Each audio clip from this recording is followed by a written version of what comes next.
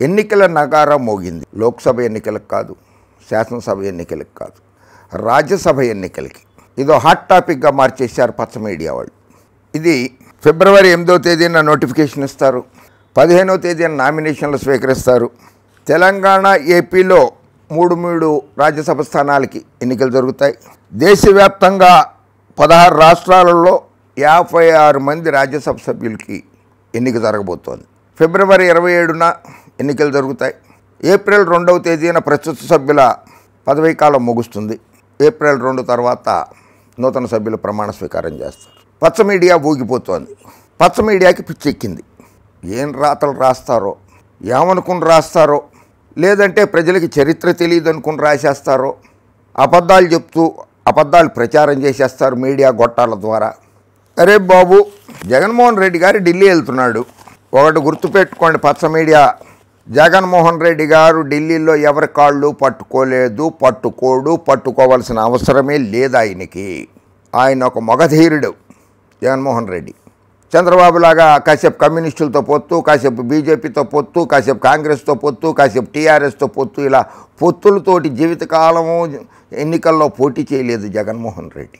2014 ఎన్నికల్లోనూ ఒంటరిగానే పోటీ చేశారు, 2019 ఎన్నికల్లోనూ ఒంటరిగానే పోటీ చేశారు, 2024 ఎన్నికల్లో కూడా ఒంటరిగానే పోటీ చేయబోతున్నాడు జగన్మోహన్ రెడ్డి. చంద్రబాబు లాగా ఊసరవేలిలాగా పార్టీలు మార్చేసి ఆ పార్టీ వద్దు, ఈ పార్టీ వద్దు, ఆ పార్టీ అని చెప్పి ఆయన పవన్ కళ్యాణ్ గారు అంతే బహుజన్ సమాజ్ పార్టీ, కమ్యూనిస్ట్ పార్టీలు, తెలుగుదేశం పార్టీ, భారతీయ జనతా పార్టీ, ఇలా పార్టీలు పొత్తుల కోసం వెంపర్లాడేది, పార్టీని బతికించుకోవటం కోసం, పదవుల కోసం వెంపర్లాడేది చంద్రబాబు నాయుడు, పవన్ కళ్యాణ్ కానీ జగన్మోహన్ రెడ్డి కాదు. సాయం చేయండి సార్ ప్లీజ్. ఏదో దేహి అని అడుక్కుంటానికి ఢిల్లీ వెళుతున్నాడు జగన్మోహన్ రెడ్డి. రాష్ట్ర ప్రయోజనాల కోసం కానే కాదు, రాజకీయ సమావేశమే ఇది అంటూ ఒక విషపు వార్తని వడ్డించి రాసేశారు. ఇంటా బయట ఉక్కపోతతో సతమతమవుతున్న వైసీపీ అధ్యక్షుడు ముఖ్యమంత్రి జగన్మోహన్ రెడ్డి మరోసారి బీజేపీ శరణు వేడేందుకు సిద్ధమైనట్లు తెలుస్తోంది. ఎవరో జగన్మోహన్ రెడ్డి గారు చెప్పారా, లేకపోతే అమిత్ షా గారు చెప్పారా, లేకపోతే మోడీ గారు చెప్పారా, నడ్డా గారు చెప్పారా? అయ్యా నీకు బుధవారం ఆయన ఢిల్లీకి వెళుతున్నట్లు సమాచారం. కుదిరితే అదే రోజు లేదా మరుసటి రోజు అంటే 1వ తేదీన ఆయన కేంద్ర హోంమంత్రి అమిత్ షాతో భేటీ అయ్యే అవకాశం ఉంది. విశ్వసనీయ సమాచారం ప్రకారం ఇది రాష్ట్రం కోసం చేస్తున్న యాత్ర కాదు, ఫక్తు రాజకీయ సమావేశం. ఏపీలో తీవ్రమైన ప్రజా వ్యతిరేకత ఎదుర్కొంటున్న జగన్కు తాజాగా చెల్లెలు షర్మిల రూపంలో మరో సమస్య వచ్చి పడింది. చెల్లెలికి తల్లితో చెక్ చెప్పాలనే ప్రయత్నం మొదలుపెట్టారు. అయినప్పటికీ కేంద్రం సహకారం లేకుంటే ఎన్నికల్లో గట్టెక్కలేననే ఆందోళన చుట్టుముడుతోంది. అబ్బబ్బబ్బా, భారతీయ జనతా పార్టీకి ఎంత ఓటింగ్ శాతం ఉందో ఆంధ్రప్రదేశ్లో, మరి మీరెందుకు చంద్రబాబు నాయుడు గారు తన రాజ్యసభ సభ్యుల్ని భారతీయ జనతా పార్టీలోకి పంపించి అక్కడ కోవర్ట్లుగా పెట్టాడు? దానికి కూడా సమాధానం చెప్పు, అది కూడా వార్త కింద రాయి. భారతీయ జనతా పార్టీతో పొత్తు కోసం చంద్రబాబు నాయుడు ఎందుకు వెంపర్లాడుతున్నాడో అది కూడా రాయి. పవన్ కళ్యాణ్ గారు తెలంగాణలో శాసనసభకు జరిగిన ఎన్నికల్లో బీజేపీతో పొత్తు ఎందుకు పెట్టుకున్నారో అది కూడా రాయి. పురంధరేశ్వరి గారి ద్వారా, పవన్ కళ్యాణ్ ద్వారా అమిత్ షా గారు, నరేంద్ర మోడీ గారు, నడ్డా గారి అపాయింట్మెంట్ల కోసం చంద్రబాబు నాయుడు వెంపర్లాడుతున్నది, ప్రాధేయపడుతున్నది నిజం కాదా? అది కూడా వార్త కింద రాయి. దమ్ము ధైర్యం ఉండాలి వార్త రాసే ముందు. ఢిల్లీ వెళుతుండడం గమనార్హం. మీరు ఎన్నికల్లో నాకు సహకరించండి, మీకు ఏం కావాలో చెప్పండి. అది బీజేపీ పెద్దలతో జగన్ బేరం. ఆయన బేరం కుదుర్చుకుంటున్నట్ట జగన్మోహన్ రెడ్డి గారి ఢిల్లీ వెళ్ళి. ముందేమో కేసుల కోసం ఢిల్లీ వెళ్ళేవాడు, కేసుల్లోంచి బయటపడేయండి అని చెప్పి వెళ్ళేవాడు అని చెప్పి పిచ్చి పిచ్చి కోతలు కూసేవాళ్ళు. అది అయిపోయింది ఇప్పుడు. ఎందుకంటే చంద్రబాబు నాయుడు గారు కూడా జైలుకి వెళ్ళి వచ్చాడు. ఆయన కూడా Vijayawada ACB court, Andhra Pradesh high court, గౌరవ సుప్రీంకోర్టు, ఆయన కూడా కోర్టుల చుట్టూరా తిరుగుతున్నాడు కదా. అందుకని ఈ కోర్టుల విషయం పక్కన పెట్టేసి ఇప్పుడు బేరం కుదుర్చుకుంటానికి వెళ్ళాడు. ఇది ఏమైనా వంకాయల మార్కెటా, బెండకాయల మార్కెటా, కూరగాయల మార్కెటా, చేపల మార్కెటా? అది రాజ్యసభ, కేంద్ర ప్రభుత్వం అయ్యా రాధాకృష్ణ, కేంద్ర ప్రభుత్వం. అది చేపల మార్కెట్ కాదు బేరాలు కుదుర్చుకుంటానికి. కేంద్ర ప్రభుత్వాన్ని, మోడీ గారిని, అమిత్ షా గారిని, నడ్డా గారిని తక్కువ అంచనా ఇవ్వకు ఎప్పుడు కూడా. నువ్వు జగన్మోహన్ రెడ్డి గారిని తక్కువ అంచనా వేస్తావు, అది వేరే విషయం. జగన్మోహన్ రెడ్డి గారిని కూడా తక్కువ అంచనా వేయకు. బేరం కుదుర్చుకుంటానికి కాదు. చంద్రబాబు నాయుడు ఎన్ని చక్కర్లు కొట్టాడు, ప్రత్యేక హోదా ఎందుకు తేలేకపోయాడు? అధికారంలో వెలగబెట్టాడు కదా మోడీ గారి ప్రభుత్వంలో, కేంద్ర మంత్రి పదవులతో సహా అధికారం వెలగబెట్టాడు, అధికారాన్ని పంచుకున్నాడు కదా చంద్రబాబు నాయుడు. ప్రత్యేక హోదా ఎందుకు తేలేకపోయాడు చెప్పు, అది వార్త రాయి. ప్రత్యేక హోదా కోసం అని చెప్పి పార్లమెంటు సీట్లకు రాజీనామా చేసింది వైఎస్ఆర్ కాంగ్రెస్ పార్టీ సభ్యులు. అది గుర్తుపెట్టుకో, చరిత్రను మరుగుపరచద్దు. తనకు ఎన్నికల్లో సహకరించాలని కోరుతూ దీనికి బదులుగా ఇప్పటికిప్పుడు ఒక రాజ్యసభ స్థానాన్ని బీజేపీ కోరుకున్న వారికి కట్టబెట్టేందుకు జగన్ సిద్ధమైనట్లు సమాచారం. తాజాగా ఏపీ నుంచి 3 రాజ్యసభ సీట్లు భర్తీకి నోటిఫికేషన్ వెలువడింది. ఈ 3 స్థానాలకు జగన్ అభ్యర్థులను కూడా ప్రకటించేశారు. వైవి సుబ్బారెడ్డి, గొల్ల బాబురావు, ఆరణి శ్రీనివాసులను రాజ్యసభకు పంపిస్తానని హామీ ఇచ్చారు. ఇప్పుడు వీరిలో ఒకరిని బక్రా చేయబోతున్నారు. బక్రా వారవ్వా, అలా తెలంగాణలో ఉన్నానని చెప్పుకోవటం కోసమని బక్రా ఇటువంటి పదాలన్నీ వాడడం కూడా వచ్చేసినాయి నీకు. ఆఖరికి 2024 తర్వాత నువ్వు బక్రా అయిపోతావేమో చూసుకో. బక్రా చేయబోతున్నట్టు ఆయన. బాబాయ్ వైవి సుబ్బారెడ్డి మాత్రం సేఫ్గా ఉంటారని, మిగిలిన ఇద్దరిలో ఒకరు బలి కావడం ఖాయమని తెలుస్తోంది. ఇక్కడ మళ్ళీ అబ్బాయి బాబాయ్. చంద్రబాబు నాయుడు, లోకేష్ బాబు తండ్రి కొడుకులు కాదా? చంద్రబాబు నాయుడు, బాలకృష్ణ బావా బామరుదులు కారా? చంద్రబాబు నాయుడు, బాలకృష్ణ వియ్యంకులు కారా? అది కూడా రాస్తూ ఉండాలి. అటువంటివి కూడా అప్పుడప్పుడు వాళ్ళ బంధుత్వాలు కూడా రాసేస్తూ ఉండాలి మీరు. వీరిలో ఒకరిని పక్కన పెట్టి అమిత్ షా సూచించిన పారిశ్రామికవేత్తకు రాజ్యసభ ఇవ్వాలని నిర్ణయించుకున్నట్లు అత్యంత విశ్వసనీయంగా తెలిసింది. దీనికి బదులుగా శాసనసభ ఎన్నికల్లో తనకు సహకరించాలనేది ఒప్పందం. ఢిల్లీ పర్యటనలో అమిత్ షాకు ఏం అడగాలి, ఎలా అడగాలి, తన వైపు నుంచి ఏం ఆఫర్ చేయాలనే అంశంపై జగన్ తాడేపల్లి ప్యాలెస్లో సోమవారం విస్తృతంగా కసరత్తు చేసినట్లు సమాచారం. అది నిన్నే చెప్పాను. ఈయన ఏమన్నా తాడేపల్లి ప్యాలెస్లో పరికరాలు ఏమన్నా అమర్చాడేమో చూసుకోండి ఒకసారి అని చెప్పి. ఇది వండి వడ్డించిన విషపు వార్త.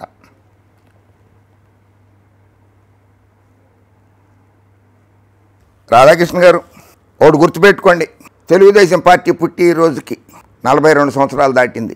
ఈ 42 సంవత్సరాలలో రాజ్యసభలో ఒక్క సీటు కూడా గెలవలేకపోవడం అనేది మొట్టమొదటిసారి జరుగుతోంది. ఇది మొట్టమొదటిసారి 42 ఏళ్ల తెలుగుదేశం పార్టీ చరిత్రలో మొట్టమొదటిసారి తెలుగుదేశం పార్టీ ఒక్క రాజ్యసభ సీటు కూడా గెలవలేకపోతోంది. ఇది చరిత్ర. అది రాయి.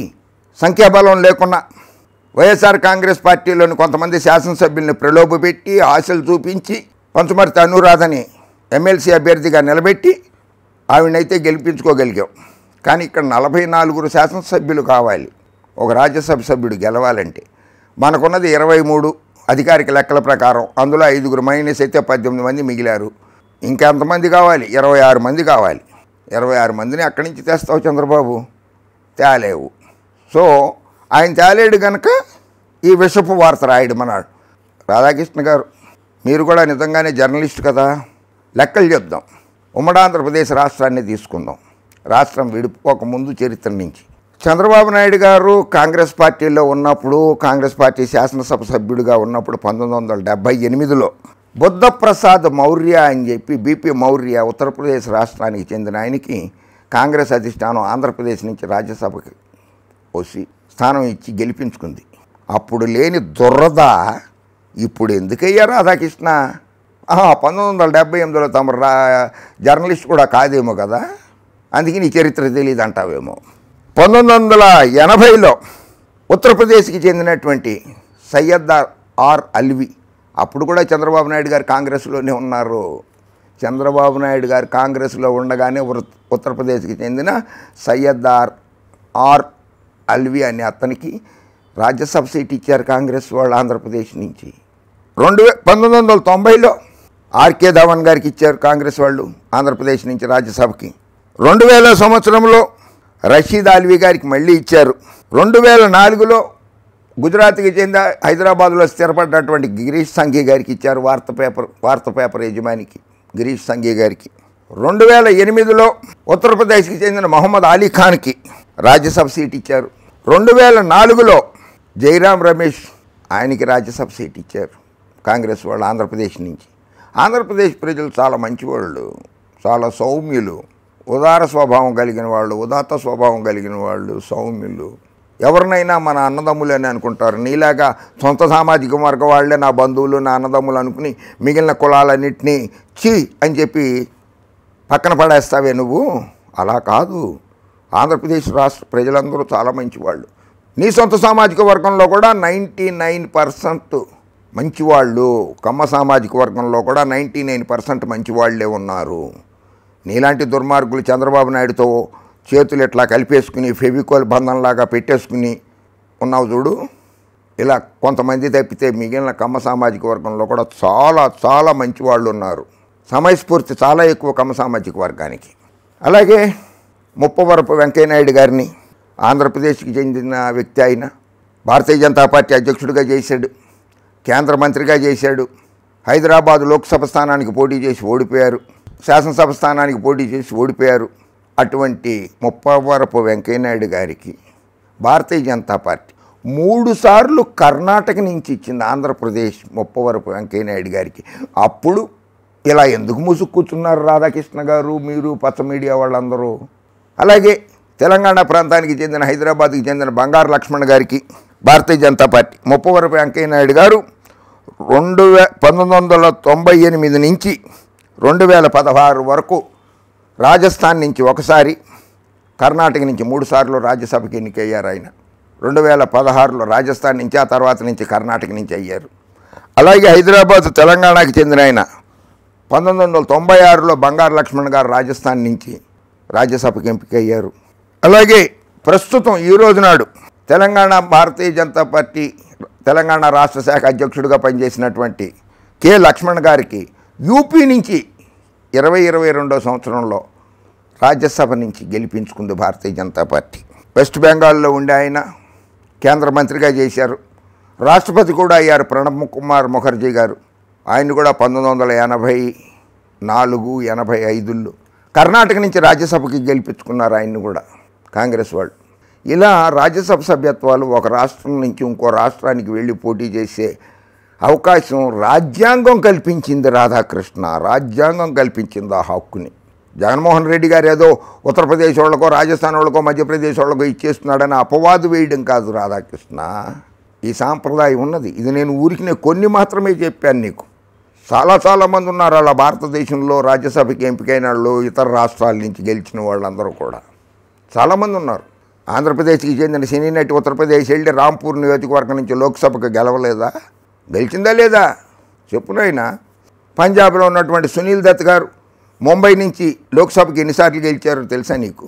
చాలాసార్లు గెలిచారు కదా ఆయన సునీల్ దత్ గారు. అవన్నీ చరిత్ర తెలుసుకున్నావు. చరిత్రను మరుగుపరచొద్దు, చరిత్రను దాయవద్దు ఎక్కడా కూడా. జగన్మోహన్ రెడ్డి రాజ్యసభలో 3 సీట్లలో కావాలంటే 3 సీట్లు ఇస్తాడు. నీకేం నష్టం? నీకేంటి నష్టం అసలు? అయినా సరే బేరం కుదుర్చుకుంటానికి వెళుతున్నాడు. బేరాలు కుదుర్చుకోడు ఆయన ఎప్పుడు జగన్మోహన్ రెడ్డి.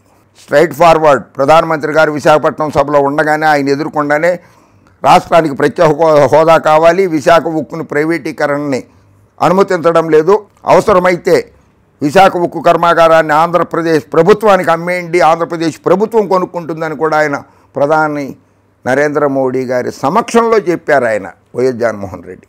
అయినా సరే అసత్యాలు ప్రచారం చేస్తారు. చాలా తప్పు, అది చాలా తప్పు రాధాకృష్ణ. ఓకే, 2024 తర్వాత ఎవరి పరిస్థితి ఎలా ఉంటుందో ఆలోచించుకుందాం. ఏమో పరిస్థితులు తారుమారు కావచ్చేమో. చంద్రబాబు నాయుడు గారు కుప్పంలో గెలుస్తారో లేదో ముందు అది ఆలోచించుకో, చూసుకో, వెళ్ళి గట్టిగా జాగ్రత్తగా సర్వే చేయించుకో. లోకేష్ బాబు మంగళగిరిలో గెలుస్తాడో లేదో ఆలోచించుకో. బురద జల్లేయటం, తుడుచుకోండి అంటాం కాదు, బట్టకాల్చి మీద వేసినాడు అంటారే కేసీఆర్ గారు, అలా కాదు. వాస్తవాలు రాయి, నిజాలు తెలియపరచు ప్రజలకి. పాత్రికేయ అక్షర వ్యభిచారం మాత్రం చేయబోక. ఓకే, జై హింద్.